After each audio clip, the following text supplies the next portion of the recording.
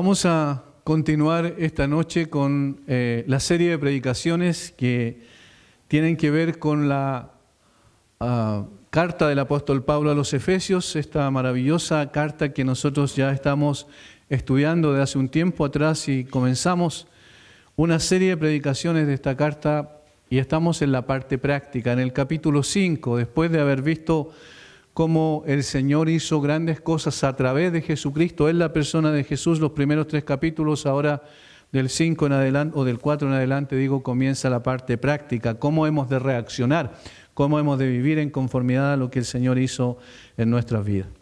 Y estamos en los versículos 21 en adelante al 24, hasta allí quedamos la semana anterior. Lo último que vimos fue las razones teológicas de la sumisión, por qué la sumisión está fundamentada en lo que Dios es y en lo que Dios instruyó. Vimos 3 razones que menciona allí la Escritura para la sumisión, en este caso de la mujer al esposo, según lo que dice la palabra de Dios.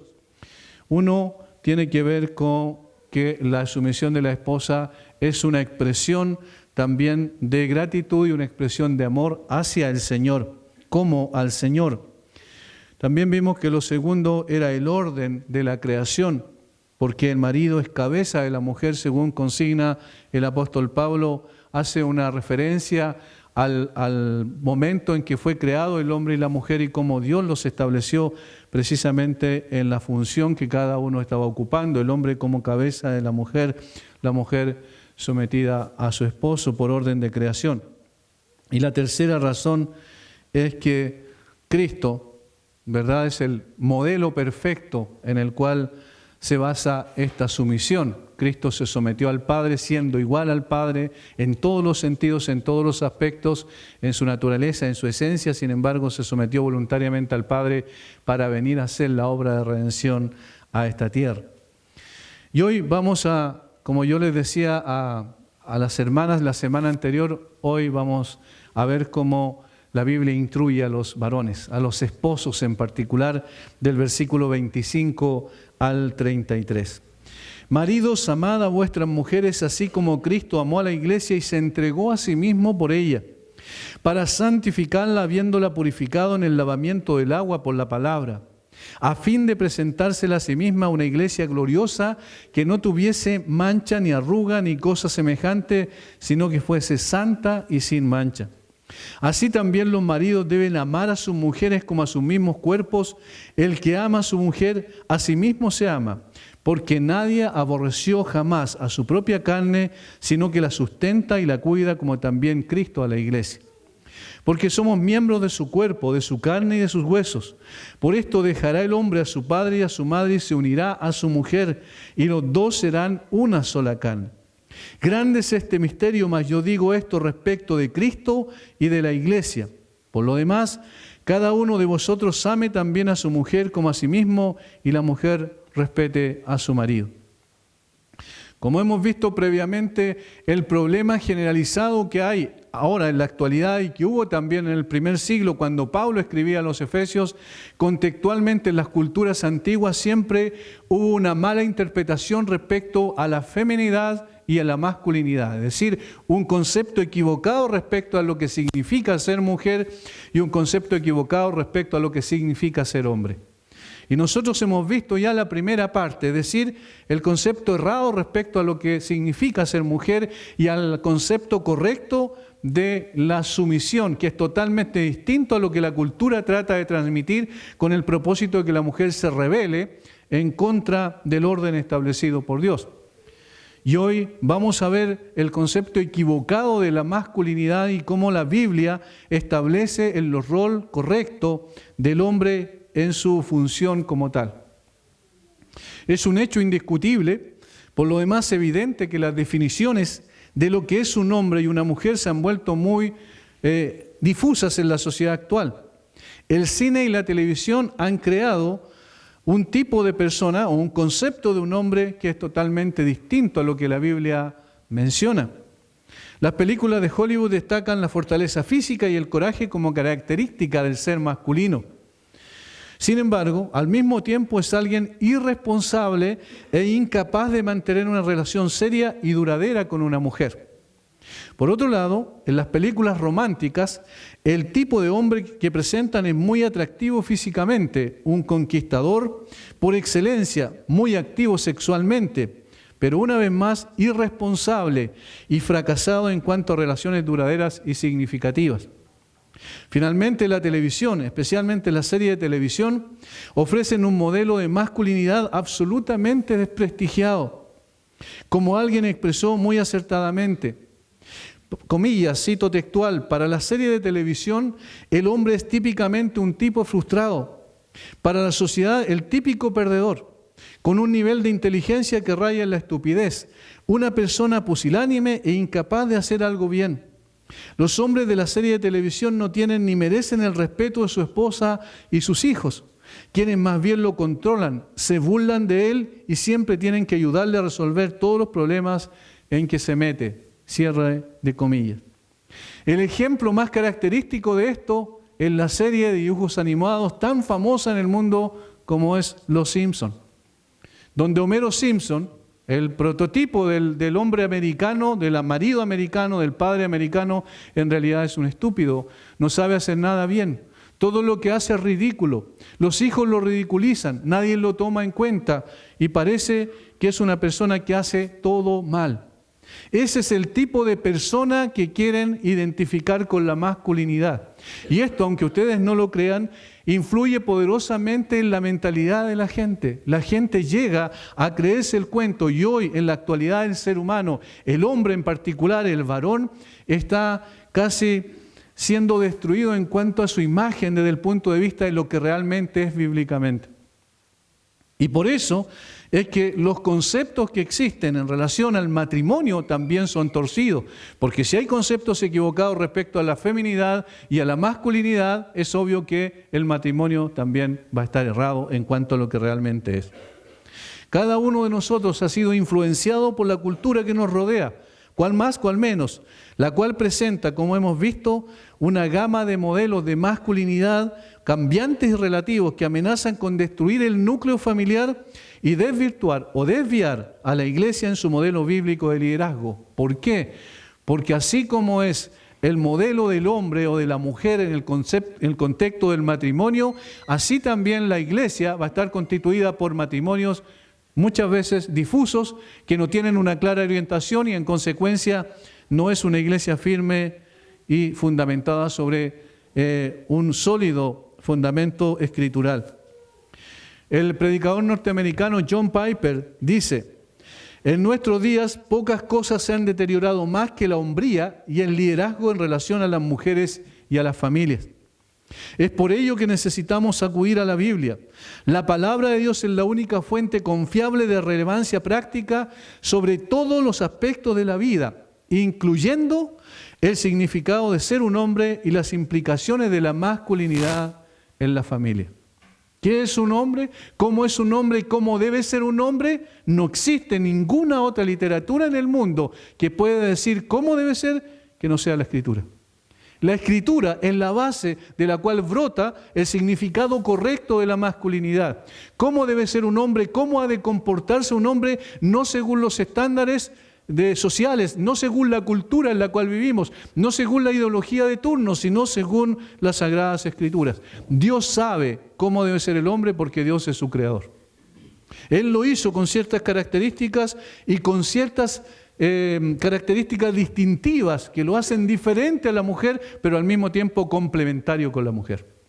Y si a la mujer Dios la instruyó claramente a que fuese una persona que se somete a su esposo, tanto digamos al varón, a su esposo en este caso en el contexto de la familia, y al varón en el contexto también de la iglesia, porque el varón es cabeza de la mujer, como dice la Escritura, como también es cabeza en el contexto de la iglesia, es porque así Dios lo estableció y porque eso es lo correcto, eso es lo que nosotros debiésemos imitar.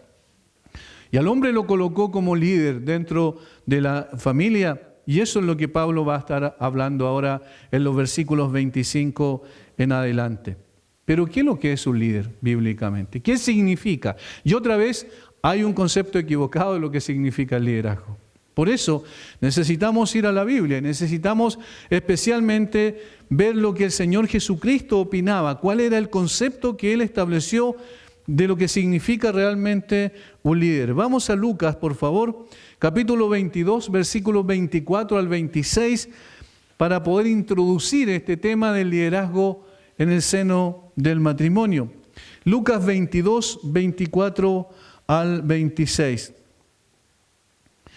Y nos cuenta un incidente. Lucas relata un incidente que el Señor Jesucristo tuvo con sus discípulos en un momento determinado de su ministerio terrenal. Dice, hubo también entre ellos una disputa sobre quién de ellos sería el mayor, entre los discípulos. Pero Él les dijo, los reyes de las naciones se enseñorean de ellas y los que sobre ellas tienen autoridad son llamados bienhechores. Mas no así vosotros, sino sea el mayor entre vosotros como el más joven y el que dirige como el que sirve. Allí está el concepto de liderazgo. El que dirige como el que sirve. Y noten el contraste. Los reyes de las naciones se enseñorean de ellas, es decir, como seres absolutos, como en un liderazgo autoritario. Y los que sobre ellas tienen autoridad son llamados bienhechores. Mas no así entre vosotros. Hay un cambio rotundo, porque el creyente no es igual al incrédulo, porque la iglesia no tiene que parecerse al mundo y porque el creyente no tiene que imitar los estándares sociales que rigen a nuestra cultura, sino que tiene un liderazgo, digamos, un concepto de liderazgo de acuerdo a lo que el Señor estableció. ¿Qué es lo que está diciendo el Señor aquí? Que en realidad ser líder significa ser un servidor. Y esto es totalmente distinto a lo que nosotros conocemos como liderazgo. No es la imposición de una idea sobre otros, no es la imposición por la fuerza para someter a alguien, porque el hombre nunca ha sido llamado a someter a la mujer. Eso es un concepto equivocado de chauvinismo masculino o de machismo, como normalmente se le denomina, y no es lo que la Biblia dice. En la enseñanza de Cristo, ser un líder significa ser un siervo. El liderazgo implica la actitud de servir, no de mandar. Se trata de reflejar el carácter que Cristo mostró cuando lavó los pies de sus discípulos en Juan capítulo 13, versículos 1 al 18. El verdadero significado del liderazgo masculino se detalla en Efesios 5, 25 al 27. Allí podemos ver plasmado la idea de Dios respecto a lo que significa el hombre y el liderazgo del varón en el contexto del matrimonio. Dice el apóstol Pablo allí con toda claridad, nosotros lo acabamos de leer, pero lo reiteramos: maridos, amad a vuestras mujeres, así como Cristo amó a la iglesia y se entregó a sí mismo por ella, para santificarla, habiéndola purificado en el lavamiento del agua por la palabra, a fin de presentársela a sí mismo una iglesia gloriosa, que no tuviese mancha ni arruga ni cosa semejante, sino que fuese santa y sin mancha. Eso es el liderazgo en el contexto del matrimonio según la Biblia.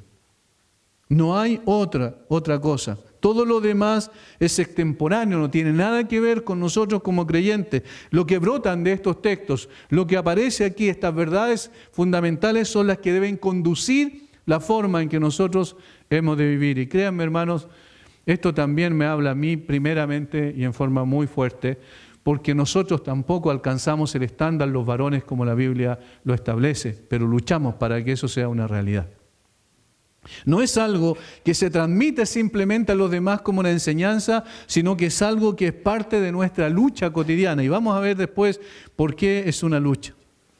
En el contexto de la vida y obra de Jesucristo por la iglesia, aprendemos que el liderazgo masculino en el hogar significa responsabilidad, iniciativa y el deber de amar como Cristo amó a la iglesia. Notemos que existe un solo mandato para el varón aquí en todo este texto y se repite 3 veces. Versículo 25, maridos, amad a vuestras mujeres. Versículo 28, así también los maridos deben amar a sus mujeres. Versículo 33, por lo demás, cada uno de vosotros ame también a su mujer.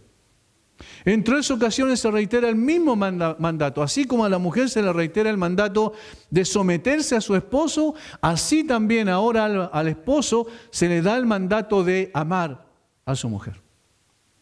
A este respecto, Martin Lloyd-Jones, el gran predicador inglés, dijo: el liderazgo no es el poder de un dictador o de un pequeño tirano, no es la idea de un hombre que se apropia de ciertos derechos y pisa sobre los sentimientos de su esposa y muchas otras cosas.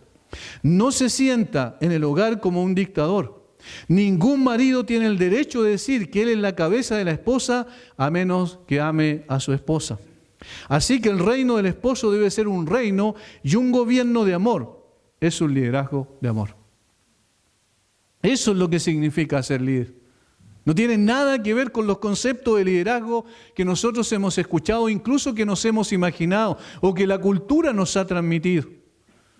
Y por eso es que muchas veces estos conceptos cerrados llevan también a consecuencias tremendas en el seno del hogar, porque hay disputas, porque en lugar de ser complementario, hay una disputa de quién es el mejor dentro del seno del matrimonio, y eso destruye familias, destruye matrimonio, destruye familias y la vida de muchos niños. Por eso es que es tan importante lo que la Biblia nos dice acá. Ahora, debemos preguntarnos, ok, aquí la Biblia dice que el marido debe amar a su mujer, pero ¿qué amor? ¿Qué tipo de amor? ¿Qué significa ese amor? Y necesitamos ir a la Biblia otra vez para que nos diga, porque el amor que tenemos en la mente probablemente no sea el amor que la Biblia menciona. Hay 4 palabras griegas que se utilizan para amor. La primera es eros, y es una palabra que describe, como quizás podemos adivinar de la misma palabra, un amor erótico, y tiene que ver esencialmente con el amor físico. Se refiere al amor conducido por el deseo. Eso es, de allí viene la palabra erotismo, ¿cierto? Y todo lo que tiene que ver con aquello que es una distorsión también. La forma en que se utiliza en el día de hoy es una distorsión pecaminosa de lo que debe ser el amor, porque el amor eros se da o debe darse dentro del contexto del matrimonio. Lo segundo es storge. Es una palabra que significa o se refiere al amor de familia. El tipo de amor que hay entre padre e hijo o entre los miembros de la familia en general. Es el amor dirigido por la sangre, es decir, que tiene que ver con lazos consanguíneos. Yo quiero mencionar un texto donde aparece una palabra derivada de esta y que se refiere a cómo esto se está perdiendo, el carácter de los hombres va a manifestar una pérdida de este tipo de amor, el amor storge que aparece aquí en 2 de Timoteo capítulo 3, versículo 3. Dentro del carácter de los hombres de los últimos tiempos que menciona Pablo, dice que una de las características esenciales va a ser que estos hombres van a ser sin afecto natural. Afecto natural es la palabra storge y se refiere o es la palabra astorgo, que deriva de esta y que significa falta de amor familiar. O sea, lo que nosotros tenemos en el día de hoy y que podemos apreciar, por ejemplo, en mucha gente que está dispuesta a asesinar a su bebé dentro del vientre. Ese es un amor, una falta de amor storge, es decir, de un amor familiar, de un amor consanguíneo. Cuando lo que tiene dentro de su vientre es parte, ¿cierto?, de ella, esencialmente de su misma sangre, sin embargo, esto lo dejan de lado. Y el apóstol Pablo ya había mencionado que esto iba a ocurrir en los últimos tiempos, de tal manera que no es nada extraño lo que está ocurriendo, lamentablemente. Lo tercero es filias, de allí viene la palabra Filadelfia, que es una palabra compuesta que significa amor de hermanos. Amor de hermanos, filias o fileos, que es la tercera palabra que mencionamos ahora y que habla de amistad fraternal y afecto. Es un amor de profunda amistad y compañerismo. Puede ser descrito como el amor más alto del cual el hombre, sin la ayuda de Dios, esto es muy importante, es capaz de tener. Es cariño o el amor dirigido por el interés común y afecto. Estos 3 tipos de amor que acabamos de mencionar son, vamos a decir, están en el plano de lo natural. Todo ser humano, sin que Dios intervenga necesariamente en su vida, es capaz de manifestar este tipo de amor. Es decir, un amor eros, que tiene que ver con un amor físico más que nada, un amor consanguíneo, que tiene que ver con las raíces que tenemos con nuestros propios seres queridos, nuestra familia, y el amor o el cariño, el afecto por amigos, ¿verdad? Un amor de interés común y afecto. Eso es está en el plano de lo natural. Cualquiera de nosotros puede experimentarlo. Sin embargo, el amor que menciona aquí el apóstol Pablo es distinto. Es el amor ágape. Y ni el eros, ni estorgue, ni filia, cada uno habla sobre el amor que se siente, simplemente es un sentimiento, es una emoción, pero el amor ágape es totalmente distinto. Los tres anteriores son instintivos, vamos a decir, es parte del ser humano en forma natural, pero el cuarto no forma parte del amor natural del hombre. Pablo asume que eros, el deseo, y fileo, el cariño, están presentes. Los cristianos no debieran de actuar como si estas cosas no importaran en una relación de matrimonio. Importan, por supuesto que importan, pero son de vital importancia, no necesariamente. El amor ágape sí es de vital importancia. Pablo dirige nuestra atención a un tipo de amor más sublime, ese amor que es incondicional, que describe un tipo de amor totalmente distinto al natural, es decir, es un amor sobrenatural, que tiene que ser obra de Dios para que nosotros podamos experimentarlo. Y eso, cada creyente ha experimentado ese amor incondicional con el cual Dios nos ha amado. Es un amor que tiene que ver con decisión. Y esto es muy importante, con una determinación, con una decisión, no tiene que ver necesariamente con una emoción. Sin embargo, cómo se pinta el amor en términos cotidianos en la sociedad, cómo la cultura presenta el amor como un asunto meramente de sentimientos y de emociones circunstancial. Y entonces muchos dicen, se acabó el amor, entonces ya no tengo por qué vivir más con esta persona porque ya se acabó el amor que algún día sentimos. Ese es un amor emotivo, ese es un amor sentimentalista, pero no es el amor ágape del cual habla la Biblia. Por eso es que el matrimonio cristiano es totalmente distinto en su concepto, en su esencia, a lo que es el matrimonio no cristiano. Ágape tiene que ver con la mente, dijo alguien. No es simplemente una emoción el cual se levanta sin ser invitado en nuestro corazón. Es un principio por el cual nosotros deliberadamente vivimos, dice William Barclay, un teólogo inglés también de la antigüedad. Ágape no tiene en realidad nada que ver con sentimientos, tiene que ver con decisiones. Y eso es lo que ocurre en el momento en que nosotros escogemos a alguien con la cual nos vamos a casar. Es una determinación, es una decisión. Y esa decisión no tiene que ver con lo que estamos sintiendo en ese momento, porque los sentimientos son volubles y son variables, son circunstanciales. Sin embargo, la determinación de amar es totalmente distinta. ¿Se imaginan a Dios con ese amor de sentimientos volubles como nosotros? Evidentemente nosotros no tendríamos ninguna seguridad. ¿Cuál es la seguridad que tenemos? Que Dios nos amó, nos ama y nos amará permanentemente y eternamente. Por eso tenemos certeza. Ese es el amor ágape. Es un amor que ama sin desear cambiar a la otra persona, y eso es muy importante. Es un amor que da por su propia cuenta sin demandar o esperar un pago a cambio. Es un amor tan grande que puede ser dado a los que no son amables o poco atractivos, que no tiene que ver con lo que la otra persona me puede dar. Yo estoy esperando que me dé, entonces yo hago algo para poder recibir a cambio. Ese no es el amor ágape del cual habla el apóstol Pablo aquí. Es un amor que ama aun cuando es rechazado. El amor ágape ama y da porque quiere, no demanda o espera un pago por el amor dado.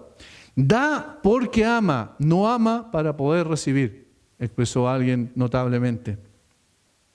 Podemos leer este pasaje y pensar que Pablo está diciendo, maridos sean amables con sus esposas o maridos sean buenos con sus mujeres. Eso está dentro de lo normal, pero no necesito ser creyente para hacer eso. No hay duda que para muchos matrimonios esta sería una mejora, pero no es lo que Pablo escribió. Lo que él quiere decir es, maridos practiquen la negación propia continuamente por el bien de sus mujeres.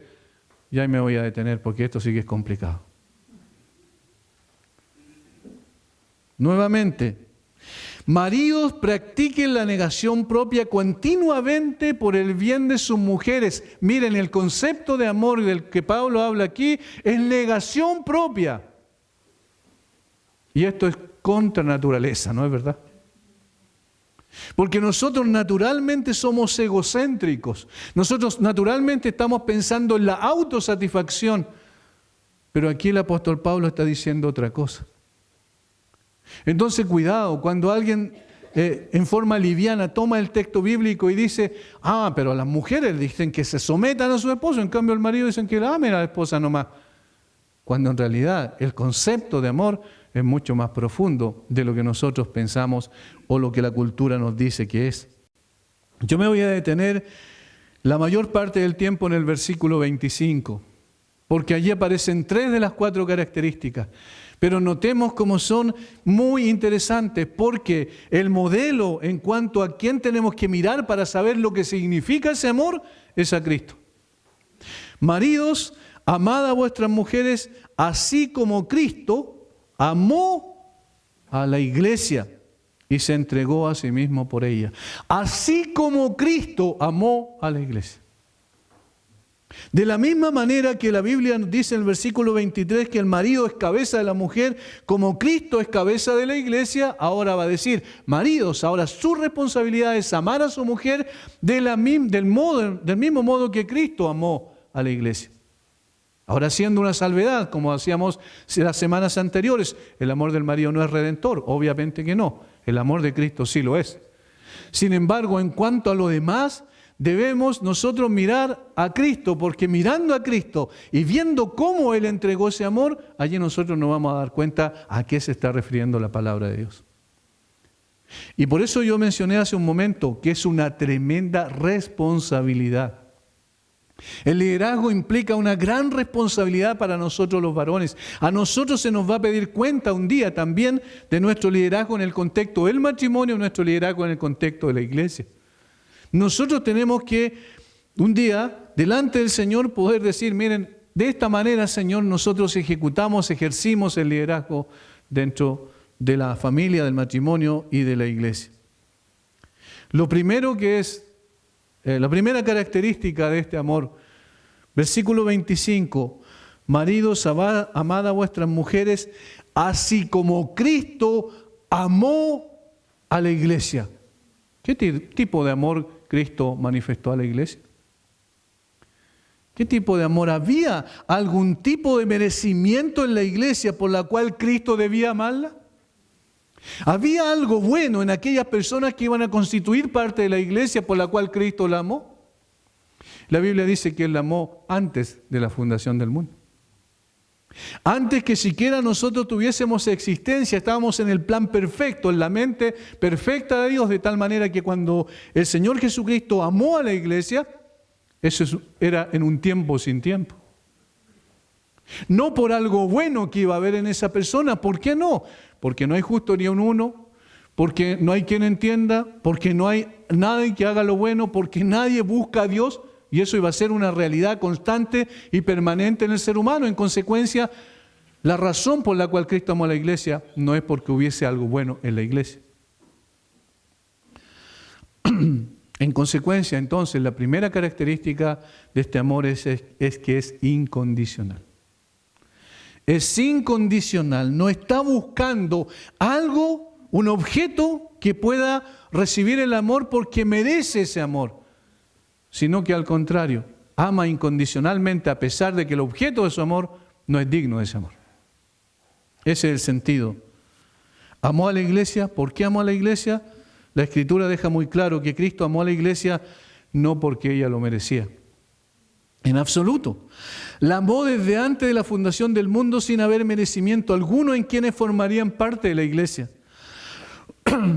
Pablo lo dice claramente, mas Dios muestra su amor para con nosotros en que siendo aún pecadores, Cristo murió por nosotros. Que siendo aún pecadores, Cristo murió por nosotros, Romanos 5:8. En Efesios capítulo 1, versículos 3 al 5, el mismo Pablo ya dijo anteriormente en la misma carta, bendito sea el Dios y Padre de nuestro Señor Jesucristo, que nos bendijo con toda bendición espiritual en los lugares celestiales en Cristo, según nos escogió en Él antes de la fundación del mundo, para que fuésemos santos y sin mancha delante de Él, en amor habiéndonos predestinado para ser adoptados hijos suyos por medio de Jesucristo, según el puro afecto de su voluntad. Porque Él así lo quiso, porque Él así lo determinó, tomó la decisión y tomó la iniciativa para venir y buscar aquello que estaba perdido y que Él consideró antes de la fundación del mundo que iba a ser su iglesia. No hay merecimiento alguno. No podemos encontrar en ninguna parte de las Escrituras una característica de esta naturaleza, un amor que tenga que ver con que el Señor iba a recibir algo a cambio de nosotros o nosotros teníamos algo especial por el cual Él nos amó. Es un amor completamente incondicional. El mismo apóstol Juan en 1 de Juan, capítulo 4, versículo 10, va a decir: en esto consiste el amor. Y aquí lo define claramente.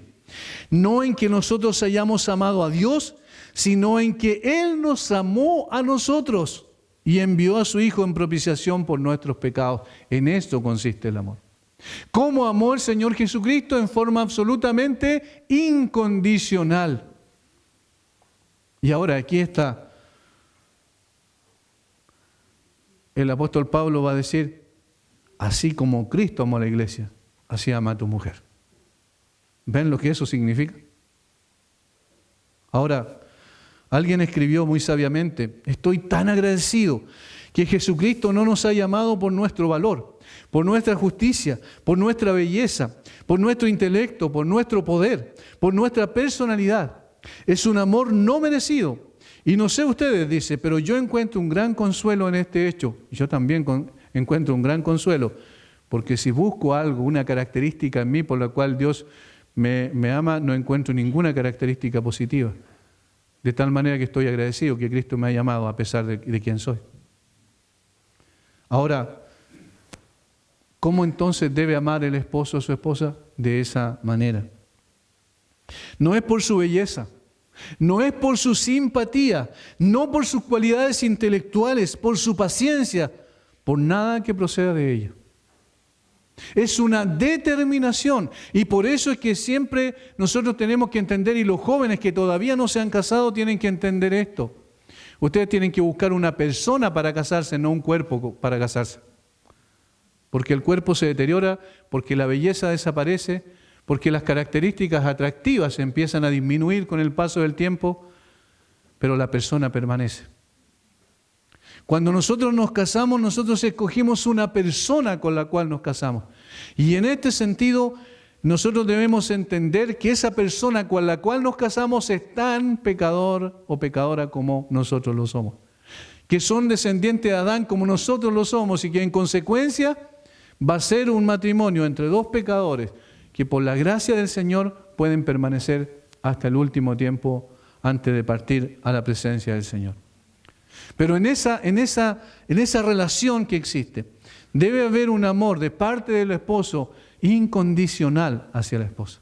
Incondicional. Los esposos son llamados a amar incondicionalmente a su esposa. Este amor no espera recibir algo a cambio. El gran literato inglés del siglo XX, C.S. Lewis, o C.S. Lewis como dicen los gringos, dice: el esposo es la cabeza de la mujer en la misma medida en la que él es a ella lo que Cristo es a la iglesia. Él debe amarla como Cristo ha amado a la iglesia. Este liderazgo entonces es encarnado más plenamente no en el esposo que todos debiéramos desear ser, sino en aquel cuyo matrimonio se parece más a una crucifixión. ¿Por qué? Porque es el amor de Cristo. Cuya esposa recibe mucho y da nada. Es completamente indigna de él, es en nuestra propia naturaleza menos digna de amor, dice C.S. Lewis. Porque en realidad eso es, la iglesia no es digna del amor de Cristo. Sin embargo, Cristo la amó. En una ocasión, unas personas estaban a punto de casarse y fueron a hablar conmigo. Ella fue a hablar conmigo para decirme que había un problema y que él estaba repensando la situación. Eran dos creyentes, porque se había enterado de algo que él no sabía. ¿Y de qué se enteró? Bueno, cuando comenzó el noviazgo, ella le contó absolutamente todo de su vida a este muchacho. Y había algo en su vida que no le gustó, obviamente, a él. y él quiso terminar con el noviazgo. Cuando ya estaban comprometidos, delante incluso de sus padres, él era hijo de un misionero, y fue a hablar conmigo, la chica muy compungida por lo que había pasado. Y yo le dije, mira, ¿por qué no lo llamas a él y vienen los dos y conversamos? Y después de escuchar todos los descargos de él, que él no pensaba esto de ella, que no pensaba de esto de ella, que él pensaba que era distinto, y comienza a decir una serie de cosas, después de escucharla, yo le pregunté una sola cosa, le dije, ¿tú crees que Cristo te amó porque tú mereces ser amado? Y él cayó un momento y agachó la cabeza y entendió. Y me dijo, no, pastor, Cristo me amó a pesar de que no merezco ser amado. Si tú te vas a casar entonces con ella, si ella va a ser tu esposa, si tú tienes un compromiso con ella, lo que tú sabes de ella, porque ella misma te lo contó en un sentido de transparencia, eso anula el hecho de que tú la ames, porque ella no está allí en una posición de merecer ser amada según tú. Y entonces él, con vergüenza, volvió nuevamente a agachar la cabeza y me dijo, pastor, entendí, tiene usted toda la razón. El Señor me amó a pesar de quién soy y yo no tengo por qué estar poniendo condiciones a la persona que yo amo. Al poco tiempo se casaron y ahora tienen, por la gracia de Dios, un buen matrimonio y una buena familia. ¿Entienden a dónde estamos llegando con esto de incondicional? Incondicional no tiene nada que ver con que yo empiece a decir no, ahora no, porque antes era distinto, porque cuando estábamos de novio la situación era distinta, y normalmente es así, ¿verdad? Después cuando nos casamos las cosas cambiaron. Y la verdad es que cuando nosotros entendemos el amor según la Biblia lo establece, esta es una determinación para toda la vida.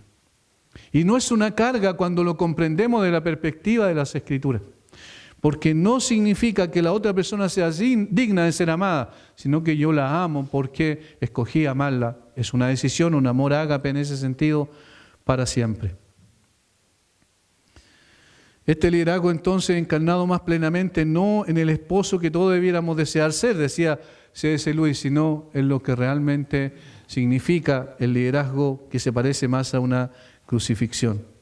En este sentido, el amor del esposo a la esposa demandado por las Escrituras es sobrenatural. Yo sobreenfatizo eso porque obviamente no es natural en nosotros que eso brote de nuestra naturaleza pecaminosa.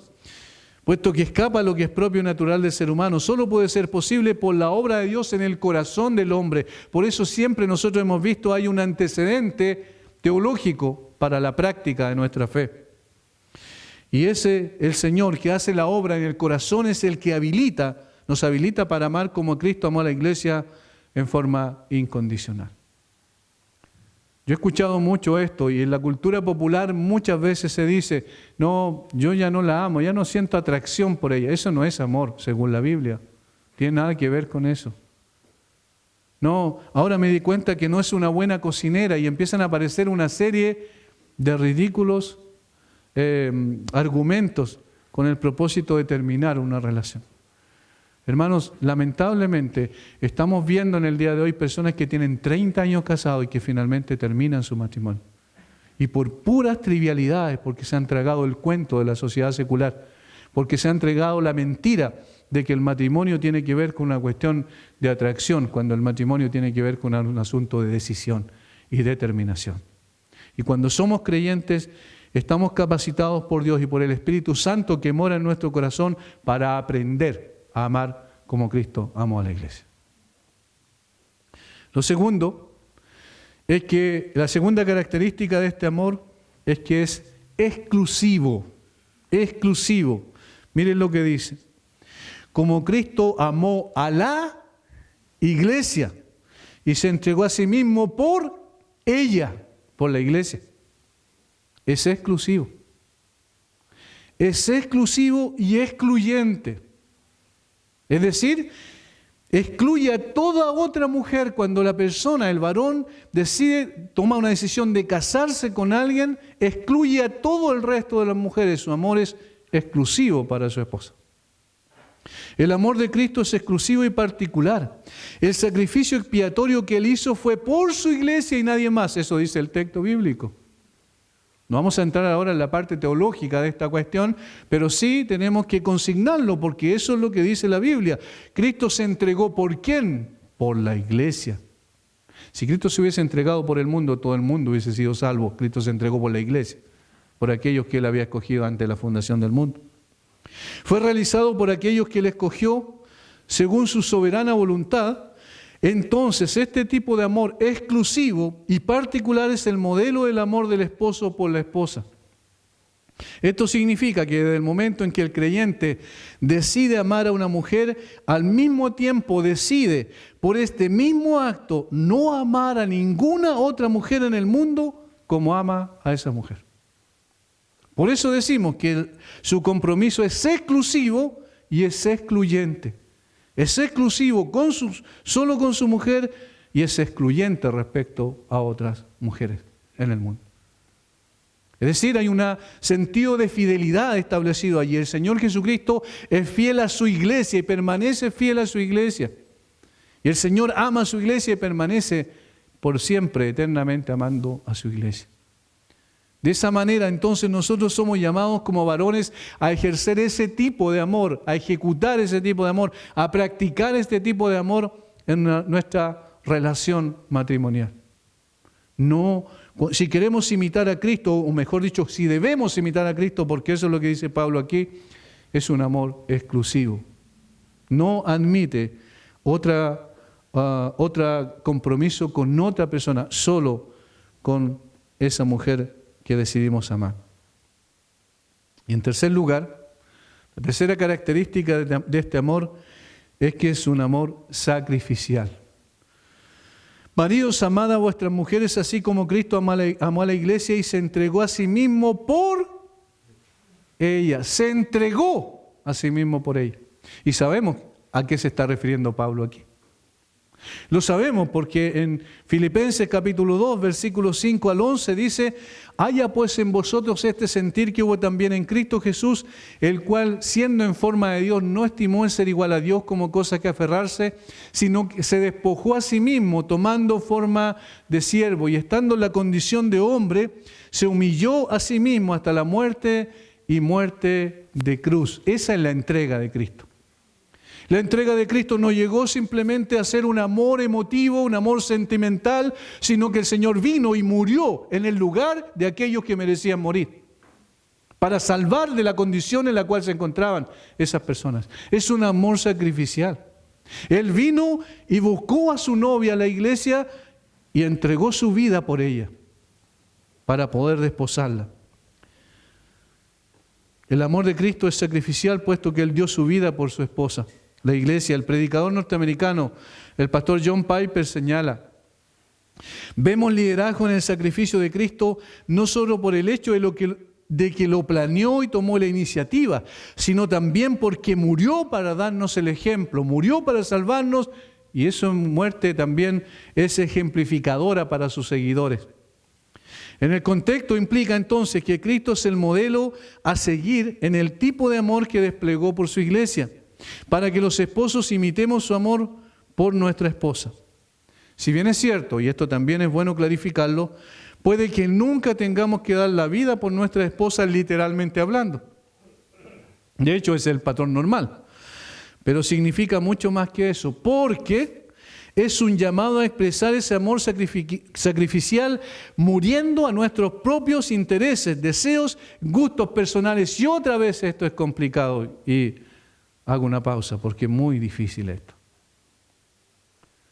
Miren lo que significa. Es un llamado a expresar este amor sacrificial muriendo a nuestros propios intereses personales del varón, a los deseos, a los gustos personales. Nosotros sacrificamos algo cuando amamos. Alguien expresó muy bien esto al escribir: esto es en lo que consiste el verdadero matrimonio, hermanos.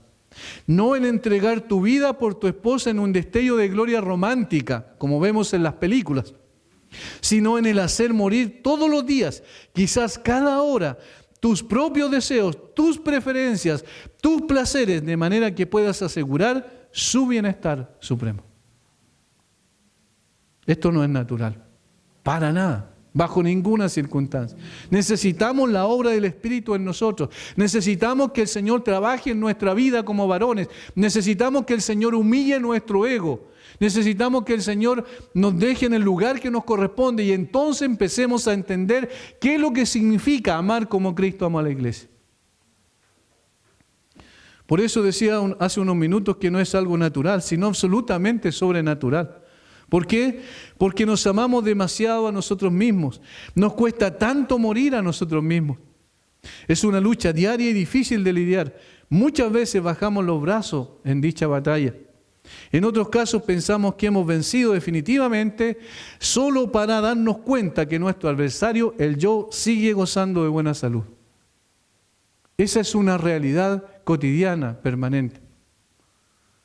¿Por qué entonces se producen los conflictos en el matrimonio? Simplemente por egocentrismo, porque cada uno se preocupa de sí mismo y no de la otra persona.